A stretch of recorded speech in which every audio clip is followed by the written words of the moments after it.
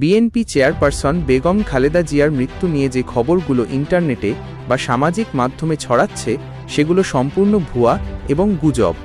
বড় কোনো মূলধারার পত্রিকা বা নির্ভরযোগ্য সংবাদ মাধ্যম তার মৃত্যুর কোনো খবর প্রকাশ করেনি। সর্বশেষ তথ্যানুযায়ী বেগম খালেদা জিয়া বর্তমানে ঢাকার এভারকেয়ার হাসপাতালে চিকিৎসাধীন আছেন এবং তিনি জীবিত।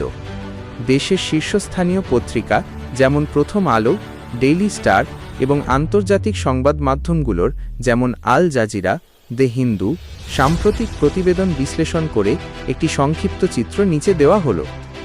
বর্তমান শারীরিক অবস্থা ডিসেম্বর 2025।